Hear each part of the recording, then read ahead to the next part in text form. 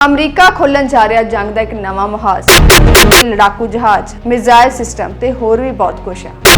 ਇਹ ਅਮਰੀਕਾ ਚੀਨ ਤੇ ਰੂਸ ਨੂੰ ਦੁਸ਼ਮਣ ਦੀ ਤਰ੍ਹਾਂ ਲੈ ਕੇ ਚੱਲ ਰਿਹਾ। ਅਮਰੀਕਾ ਆਪਣੇ ਉੱਥੋਂ ਆਪਰੇਸ਼ਨਸ ਲਾਂਚ ਕਰੂਗਾ।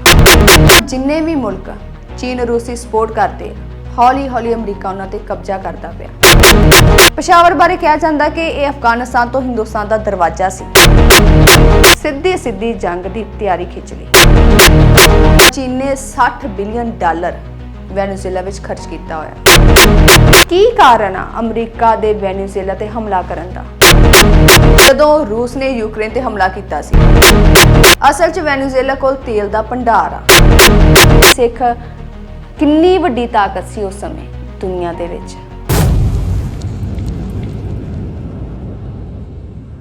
ਅਮਰੀਕਾ ਖੋਲਣ ਜਾ ਰਿਹਾ ਜੰਗ ਦਾ ਇੱਕ ਨਵਾਂ ਮੁਹਾਜ਼, ਪਰ ਕਿੱਥੇ?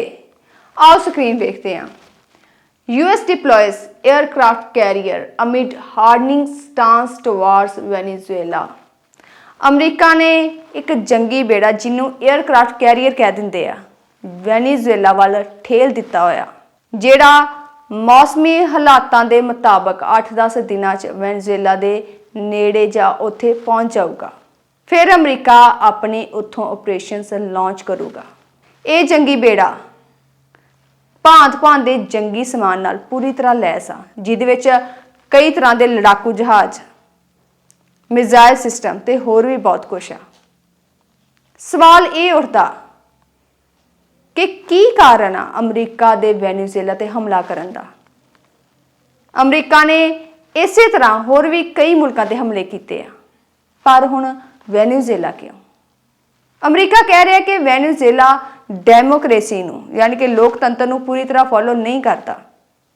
ਜਿਹੜਾ ਉੱਥੋਂ ਦਾ ਹਾਕਮ ਆ, ਉਹਨੇ ਧੱਕੇ ਨਾਲ ਚੋਣ ਜਿੱਤ ਲਈ ਸੀ 2018 ਵਿੱਚ, ਆਪਣੇ ਵਿਰੋਧੀਆਂ ਨੂੰ ਬੰਦਕ ਬਣਾ ਕੇ।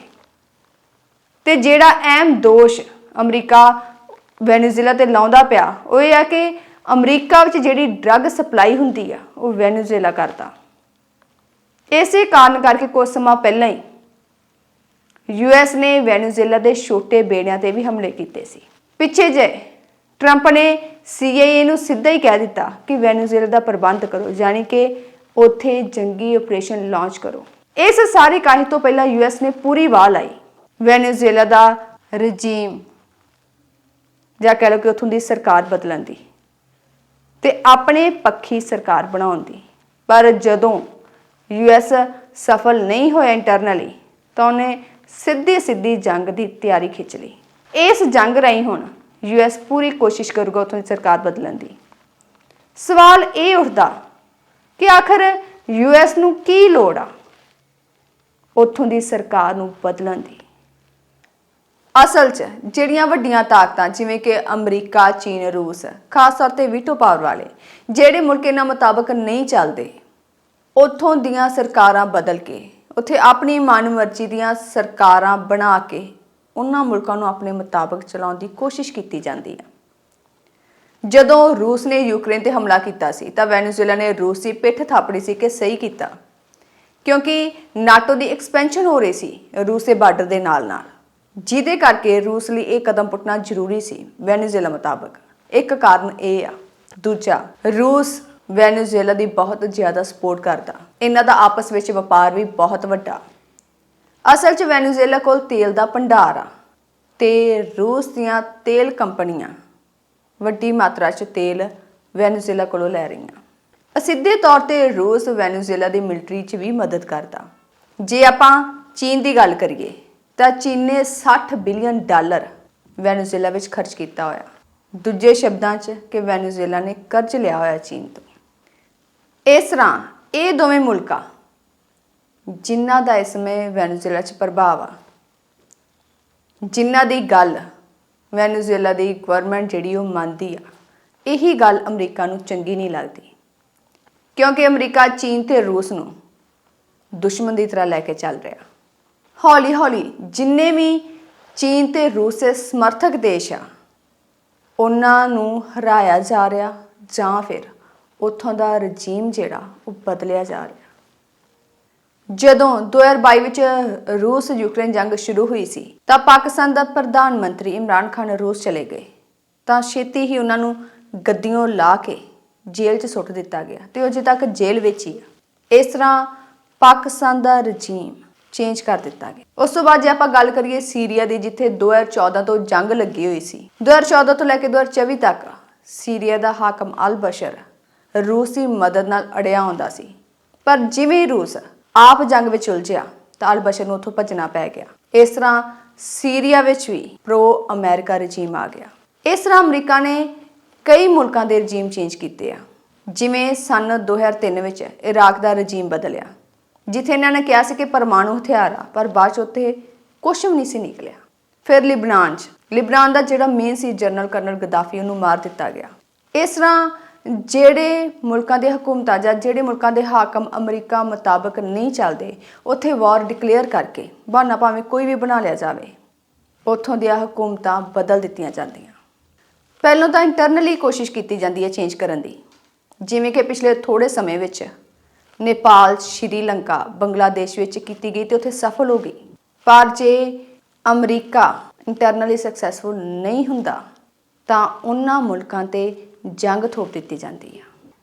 ਇਸ ਤਰ੍ਹਾਂ ਜਿੰਨੇ ਵੀ ਮੁਲਕ ਚੀਨ ਰੂਸ ਦੀ ਸਪੋਰਟ ਕਰਦੇ ਆ, ਹੌਲੀ ਹੌਲੀ ਅਮਰੀਕਾ ਉਹਨਾਂ ਤੇ ਕਬਜ਼ਾ ਕਰਦਾ ਪਿਆ। ਕਈ ਥਾਵਾਂ ਤੇ ਇੰਟਰਨਲੀ ਰਜੀਮ ਚੇਂਜ ਕਰਕੇ ਤੇ ਕਈਆਂ ਥਾਵਾਂ ਤੇ ਜੰਗ ਥੋਪ ਕੇ ਫਿਰ ਹਕੂਮਤਾਂ ਬਦਲ ਦਿੱਤੀਆਂ ਜਾਂਦੀਆਂ। ਵੈਨੇਜ਼ੁਏਲਾ ਦਾ ਵੀ ਸੇਮ ਕੇਸ ਆ। ਇੱਥੇ ਵੀ ਹੁਣ ਅਮਰੀਕਾ ਵੱਲੋਂ ਜੰਗ ਥੋਪੀ ਜਾਊਗੀ, ਕਿਉਂਕਿ ਵੈਨੇਜ਼ੁਏਲਾ ਦੀ ਸਰਕਾਰ, ਉੱਥੋਂ ਦੀ ਗਵਰਨਮੈਂਟ ਰਸ਼ੀਆ ਚੀਨ ਦੇ ਹਿਸਾਬ ਨਾਲ ਚੱਲਦੀ ਆ, ਅਮਰੀਕਾ ਦੇ ਨਾਲ ਨਹੀਂ। ਤੇ ਇਹੀ ਗੱਲ ਅਮਰੀਕਾ ਨੂੰ ਭਾਉਂਦੀ ਨਹੀਂ। ਇਹ ਦੁਨੀਆ ਤੇ ਪਹਿਲੀ ਵਾਰ ਨਹੀਂ ਕਿ ਇਸ ਤਰ੍ਹਾਂ ਹੋਇਆ ਹੋਵੇ ਜਾਂ ਇਕੱਲਾ US ਹੀ ਐਵੇਂ ਕਰਦਾ ਹੋਵੇ। ਅੰਗਰੇਜ਼ ਬਹੁਤ ਦੂਰੋਂ ਖਤਰੇ ਨੂੰ ਭਾਂਪਦੇ ਆ ਤੇ ਰਿਐਕਟ ਕਰਦੇ ਆ। ਜੇ ਆਪਾਂ ਇਤਿਹਾਸ ਵੱਲ ਝਾਤ ਮਾਰੀਏ, ਜਦੋਂ ਸਿੱਖ ਰਾਜ ਦੀ ਪੂਰੀ ਚੜ੍ਹਤ ਸੀ, ਸਿੱਖ ਰਾਜ ਸਿਖਰਾਂ ਤੇ ਸੀ 1837 ਵਿੱਚ, ਉਸ ਸਮੇਂ ਰੂਸ ਈਰਾਨ ਨੇ ਇੱਕ ਗੱਠਜੋੜ ਬਣਾ ਲਿਆ ਤੇ ਅਫਗਾਨਿਸਤਾਨ ਦਾ ਸ਼ਾਸਕ ਦੋਸਤ ਮੁਹੰਮਦ ਖਾਨ ਵੀ ਇਸ ਗੱਠਜੋੜ ਵਿੱਚ ਸ਼ਾਮਲ ਹੋਣ ਲੱਗਾ ਸੀ, ਜਾਂ ਕਹੋ ਕਿ ਉਹਨੇ ਕੋਸ਼ਿਸ਼ ਕੀਤੀ ਕਿ ਮੈਂ ਇਸ ਰੂਸ ਈਰਾਨ ਗੱਠਜੋੜ ਵਿੱਚ ਸ਼ਾਮਲ ਹੋ ਕੇ ਸਿੱਖ ਰਾਜ ਯਾਨੀ ਕਿ ਮਹਾਰਾਜਾ ਰਣਜੀਤ ਸਿੰਘ ਕੋਲੋਂ ਪਸ਼ਾਵਰ ਖੋਹ ਲਵਾਂ। ਪਸ਼ਾਵਰ ਬਾਰੇ ਕਿਹਾ ਜਾਂਦਾ ਕਿ ਇਹ ਅਫਗਾਨਿਸਤਾਨ ਤੋਂ ਹਿੰਦੁਸਤਾਨ ਦਾ ਦਰਵਾਜ਼ਾ ਸੀ ਤੇ ਅਫਗਾਨੀ ਹਾਕਮਾਂ ਨੂੰ ਇਹ ਗੱਲ ਬਿਲਕੁਲ ਵੀ ਗਵਾਰਾ ਨਹੀਂ ਸੀ ਕਿ ਸਿੱਖ ਰਾਜ ਵਿੱਚ ਰਵੇ। ਹਾਲਾਂਕਿ ਮਹਾਰਾਜਾ ਰਣਜੀਤ ਸਿੰਘ ਦੇ ਪਸ਼ਾਵਰ ਵਿੱਚ ਕਬਜ਼ਾ ਕਰਨ ਤੋਂ ਲੈ ਕੇ ਅੱਜ ਤੱਕ ਪਸ਼ਾਵਰ ਪੰਜਾਬ ਦਾ ਹੀ ਹਿੱਸਾ, ਪਰ ਉਸ ਤੋਂ ਪਹਿਲਾਂ ਇਹ 836 ਸਾਲ ਅਫਗਾਨੀ ਹਾਕਮਾਂ ਥੱਲੇ ਰਿਹਾ ਸੀ। ਸੋ ਦੋਸਤ ਮੁਹੰਮਦ ਖਾਨ ਦੀ ਕੋਸ਼ਿਸ਼ ਤਾਂ ਪਸ਼ਾਵਰ ਲੈਣ ਦੀ ਸੀ ਤੇ ਇਹਦੇ ਲਈ ਉਹ ਗੱਲਬਾਤ ਦੋਵਾਂ ਧਿਰਾਂ ਨਾਲ ਚਲਾਉਂਦਾ ਪਿਆ ਸੀ। ਦੋ ਧਿਰਾਂ ਕਿਹੜੀਆਂ? ਇੱਕ ਤਾਂ ਰੂਸ ਈਰਾਨ ਗੱਠਜੋੜ ਤੇ ਦੂਜੀ ਸੀ ਅੰਗਰੇਜ਼ ਹਕੂਮਤ। ਅੰਗਰੇਜ਼ ਅਫਗਾਨਿਸਤਾਨੀ ਹਕੂਮਤ ਨੂੰ ਆਪਣੇ ਮੁਤਾਬਕ ਚਲਾਉਣਾ ਚਾਹੁੰਦੇ ਸੀ। ਤਾਂ ਕੀ ਹੋਇਆ ਕਿ 1837 ਵਿੱਚ ਅੰਗਰੇਜ਼ਾਂ ਜਿਹੜਾ ਡਿਪਲੋਮੈਟ ਸੀ, ਜਿਹਦਾ ਨਾਮ ਅਲੈਗਜ਼ੈਂਡਰ ਬਰਨ ਸੀ, ਉਹ ਉੱਥੇ ਬੈਠਾ ਹੋਇਆ ਸੀ ਤੇ ਉਹਦੇ ਉੱਤੇ ਬੈਠੇ ਹੀ ਰੂਸ ਦਾ ਸਫੀਰ ਉੱਥੇ ਪਹੁੰਚ ਗਿਆ ਤੇ ਗੱਲਬਾਤ ਹੋਈ।